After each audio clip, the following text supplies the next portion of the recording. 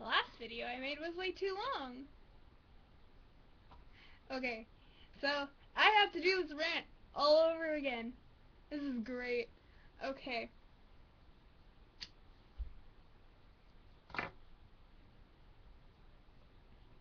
Hopefully I can shorten it up this time. Okay, so I'm Ashton. Used to go by Alex. Okay. Basically, I'm just gonna shorten this all up because the last one was like over 15 minutes long and I thought it was 16 for some reason that I could cut it off at. But no! Okay, so basically, all of the stuff that's going on Tumblr needs to stop, including the kink shaming, the fat shaming, the love shaming, the everything shaming that's going on. And people think I'm instigating it. No, I am simply... Trigger warning here. I am simply expressing my opinion. Now, with opinions, you can have an opinion. But you also have to understand that there are consequences with having an opinion when it comes to other people.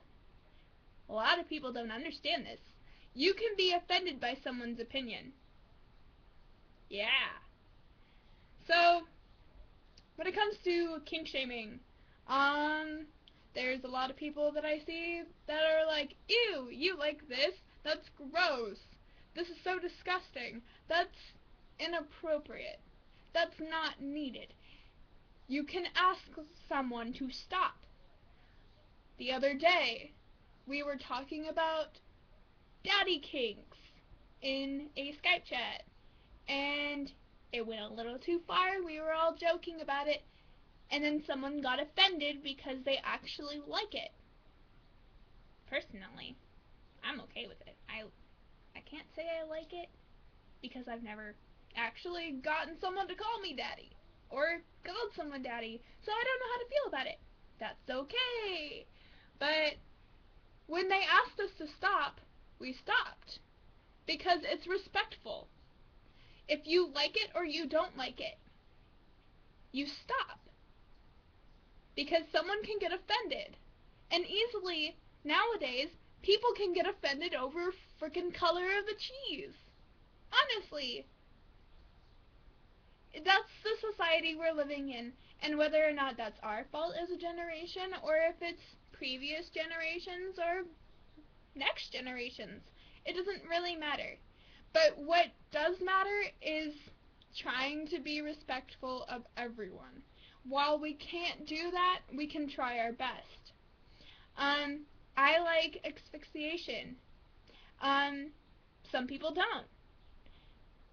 When they come up to me and tell me that it's disgusting and that doing that is gross, and somehow I've had somebody translate that into me liking asphyxiation into me liking pedophilia and choking children. That's not okay. I mean, how do those even connect, honestly? But people do that. So, if you ask someone to stop, you should stop. Like, I mean, they should stop. Wow. If somebody asks you to stop, you should stop. It's respectful. You cannot like something. There's even a song. You cannot like things, but you don't have to be a dick about it. And honestly, that's what people are doing. That goes with being in relationships.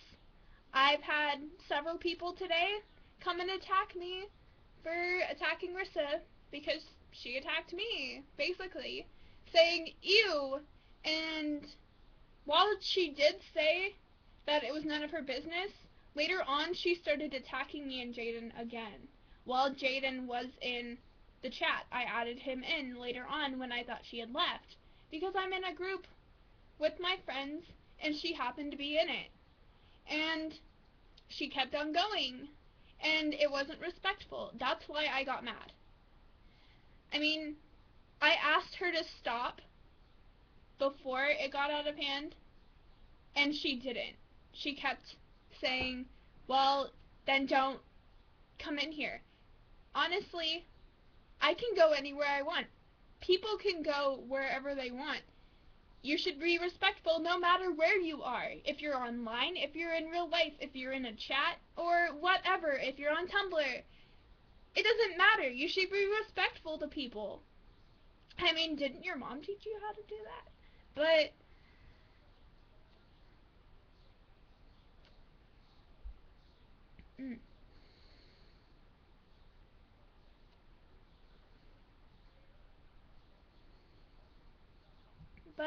it's just a simple thing that no matter who you are, no matter what you like, no matter what you do, if you don't like something, and you should just either keep it to yourself or ask someone not to talk about it. And they should comply. I mean, you can say, I don't like this, can we please change the subject? Or, oh, I'm not really interested in that. And then try to change the subject. I do that with people all the time. They start talking about things I don't like, and I'm just like, hey, let's bring the conversation over here. So, it should be that easy. Without people getting offended. Without getting feelings hurt. Without all that stuff. You shouldn't have to hurt someone's feelings. And from there, I'm also going to go into my personal feeling hurt of the day, week, month. I've had people come into my ask box and say that I abused Mel. I never abused Mel. I've put out proof that I didn't, and if he wants to believe that somehow me trying to help him, never saying a bad word against him, never really doing anything, never even actually hurting him in a mental, emotional, or physical sense, or sexual sense. Well, I really can't. He's in England. But, it isn't true, and he basically made me feel while we were dating, because he asked me out. I have proof, and there was witnesses there. He asked me out. We were talking, I was joking, joking about dating him. I always did that because he would joke to me about dating me too. It was just a personal, like, best friend thing. And so he basically, I said something, and then he was like, wait, if we did, we could do this. And I was like, okay. And then suddenly we were dating, and he basically instigated it. I didn't do it. I appreciated it. And then later on, it was, oh, no, I didn't want to date you. I wanted to date you to make you happy. Well, that one thing, I don't even want to get into that. But he made me feel several times like I was not allowed to be unhappy. He brought up the fact several times that I was not allowed to be unhappy because he was dating me to make me happy. And he would yell at me, and he would belittle me. That's mental and emotional abuse right there. Making someone feel insecure and making someone feel like shit because you're not living up to the expectation that they put there. And he did it in front of other people. He did it to me personally, like one-on-one. But people don't see that as abuse, and it is. Because they don't want to look at both sides. And that's how we should look at everything. Both sides. I mean, whether you believe it or not, there's abuse that goes on everywhere, and you may not see it, but it does happen. But talking to one person doesn't really clarify if it was, like, on a personal thing. You can't just ask the abuser if they abuse the person, because they'll say, no, they abused me. And that happens in everything. Honestly, that happens with people who beat their wives, husbands, boyfriends, girlfriends, family members. The abuser technically believes that they didn't do anything wrong. They will say to the day they die that they never hurt that person, that that person made them and that means that they abuse them. It's a psychological thing. I took psychology. But, and I mean, that's the simple thing. But you can't just ask the abuser if they abuse someone, because they'll just say the other way. And the same thing with the person that was abused. Sometimes they'll drag it out and make it seem like it was worse. Especially when they're upset. Like the way that I am. And honestly, he did abuse me. And I am upset because people don't believe me. I mean, you can abuse someone online, in person, whatever. You don't have to be in person to abuse someone. Or be abused. And from there, I'm going to go to my last point. I do believe that Rissa and Mel and a few other people, I do believe that if you're suicidal, you should go and get help. Whether you want it or not, because it can help you. It didn't personally help me at first, because I went to a mental hospital. I went to a mental institution too. I've gone to several, and it didn't personally help me the first few times, because I was in such a bad place. Basically, being in my parents' house, being abused every single day of my life, physically, mentally, emotionally, didn't help me.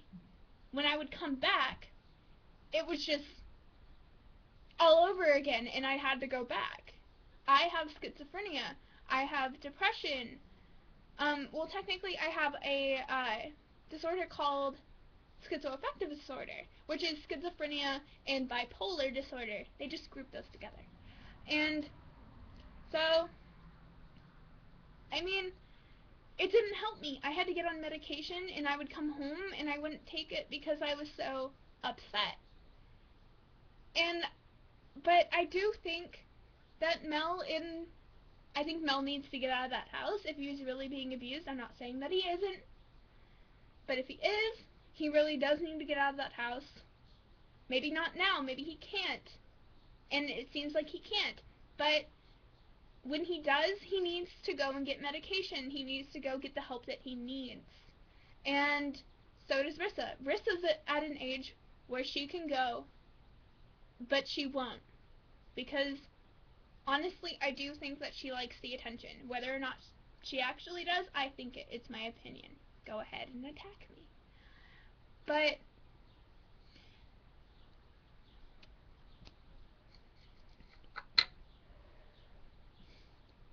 I think that she needs to go and get the help that she needs. I think that whether or not she actually is suicidal, I think that she needs to go there and learn things about that, taking care of that.